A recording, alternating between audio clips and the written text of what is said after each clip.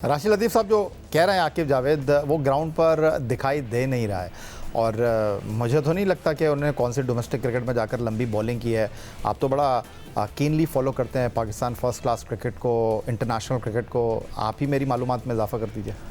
देखिए, जब आप फर्स्ट क्लास खेलते हैं ज़रूर खेलना ज़रूरी नहीं होता कि सिर्फ पार्टिसिपेट किया। अब मैं ये देखूंगा साथ में स्पिनर्स कितने खेले उनके, उन्होंने कितनी बॉलिंग की और इन्होंने कितनी बॉलिंग की, इन्होंने किस नंबर पे बैटिंग की और दूसरों ने किस नंबर पे बैटिंग की। क्या ये एज ए बैट्समैन डेवलप होना चाहते हैं, जो कि 2-3 साल पहले हो जाना चाहिए था। वो पिछले वालों की मिस्टेक थी। बैटिंग में कोई इसमें शक नहीं है, बहुत अच्छे बैट्समैन इस्लामाबाद T20 में बहुत अच्छे करते हुए हैं। बॉलिंग में फिर जब आप करते हैं ना, मैं समझता हूँ कि एक मैच में 20 ओवर की है, उसका पिच मैप देखना पड़ता है।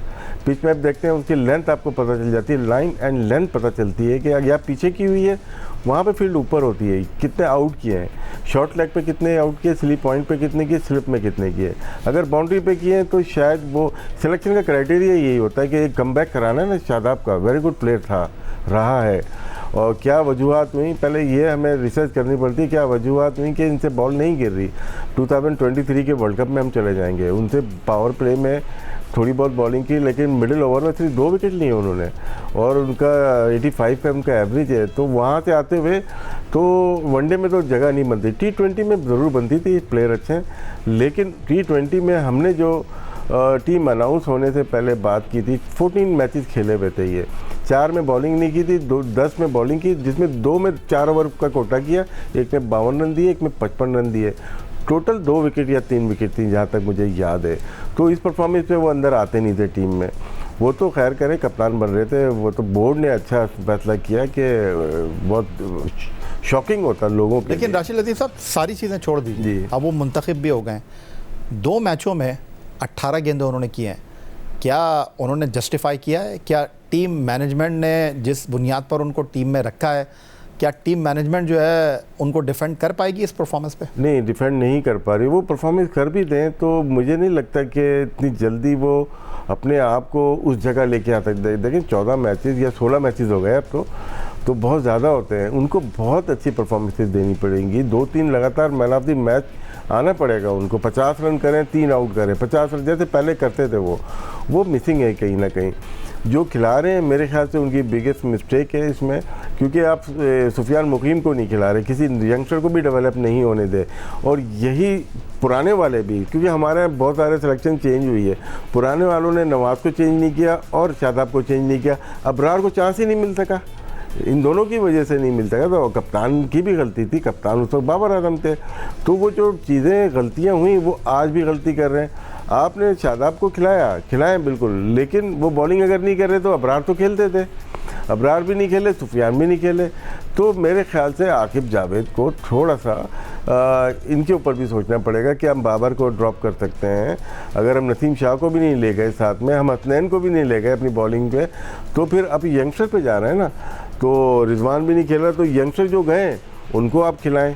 तो यहाँ पे आकिब जावेद के ऊपर बहुत भारी जिम्मेदारी है पाकिस्तान क्रिकेट की कि किस तरफ लेके जा रहे हैं। डॉक्टर के पास जाते हैं ना राशिद लतीफ़ साहब, तो नब्ज़ देखकर मर्स जो है वो उसकी जांच कर लेता है।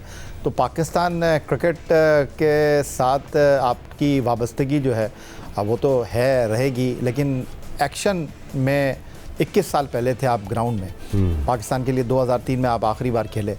मैं अगर आपसे ये जानने की कोशिश करूँ, क्या इस बात से इत्तेफाक करेंगे आप, एक तरफ आपने बाबर को निकाला, रिजवान को निकाला, T20 टीम से नसीम को आउट किया, दूसरी तरफ से आपने शादाब को इन कर दिया, एक तरफ से आपने जो है वो सीनियर प्लेयरों को निकाला, दूसरी तरफ से बिना परफॉर्मेंस के आपने शादाब को अंदर करके जो है जो हासिल करना चाहते थे वो कर लिया।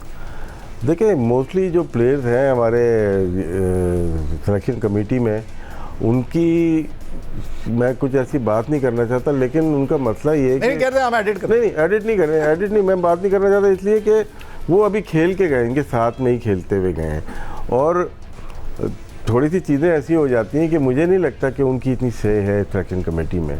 नौकरी कर रहे हैं आपके ख्याल में? यार ये भारी वर्ड हो जाएगा। वो मसला ये माजी में कहते हैं रबर स्टैंप है। अगर मैं सिस्टम से निकल के आया हूँ, उस ज़माने में, मेरे ज़माने में तौकीर रियाज साहब थे, आमिर सोहेल थे, कैरेक्टर वाले लोग थे, भारी लोग थे।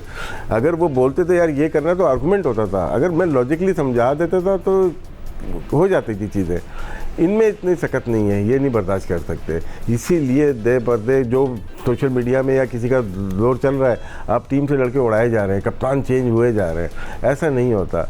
आपके दौर में मैं बोलता हूँ कि नहीं हुआ ऐसा। आपको शील्ड, आपके मिसबा उल हक थे, आपको चेंज होने नहीं दिया उसने। स्ट्रॉन्ग यही स्ट्रॉन्ग होता है ना कैप्टन। यहाँ तो कैप्टन ही उड़ा देते हैं। तो ऊपर से बहुत ज़्यादा मुझे डाउट है, मैं अभी भी यकीन से नहीं कह सकता कि ऊपर से चेंजेस होते हैं जिसकी वजह से प्लेयर ही स्टेबल नहीं हो रहा। आपको हसनैन या नसीम शाह क्यों ड्रॉप करते हैं आप? अगर वनडे की टीम हम जीत के आए हैं, हम साउथ अफ्रीका से ऑस्ट्रेलिया जीत के आए, तो ये दो थे ना फ्यूचर। फिर अब्बास आफरीदी गए, आपने उसको तो एक मैच भी नहीं खिलाया। चलो T20 है, वो तो आपके लिए परफॉर्म करता हुआ आया है, तो कॉन्फिडेंस शेक हो रहा है। तो सिलेक्शन कमेटी हो या बैटिंग कोच यूसुफ हो या अजहर महमूद हो या आकिब जावेद हो, इनको बैठना पड़ेगा, मेंटोर के साथ मशावरत करनी पड़ेगी। देखें, मेंटोर का नाम कब होगा? जब वो एक प्लेयर उठाएंगे और देंगे, यार ये प्लेयर हमने सेलेक्ट किया है। जब वो प्लेयर बड़ा होगा ना, परफॉर्म करेगा, तो मेंटोर का नाम होगा। अभी क्या है, मेंटोर साइलेंटली प्लेयर्स को अंदर इंडक्ट करा रहे हैं, बोल नहीं रहे कि हमारा प्लेयर है। तो इसकी वजह से सारा लोड मेंटोर की तरफ जा रहा है। अरे इतना अच्छा मौका मिला है आपको, 4-5 अच्छे प्लेयर्स निकाल के दे दो, आपका बहुत नाम होगा। मेरे ख्याल से टीदिंग प्रॉब्लम होनी नहीं चाहिए, क्योंकि सबके 4 दांत के सारे लोग हैं, होनी नहीं चाहिए अभी तक। लेकिन लग रहा है कि अभी सीख रहे हैं हमारे सीनियर मेंटोर जितने भी आए हुए हैं। लेकिन हम बिल्कुल भी नहीं सीख रहे, क्योंकि राशिद लतीफ़ हमारे साथ मौजूद हैं और वो कहते हैं ना कि ज़बान क़ल्ब को नक़ारा जानो। तो वो सारे इस वक्त इश्यूज़ जो कि लोगों के जहनों में है, जिसको इस वक्त ज़बान ज़द-ए-आम आप कहीं ना कहीं सुनते आ रहे हैं,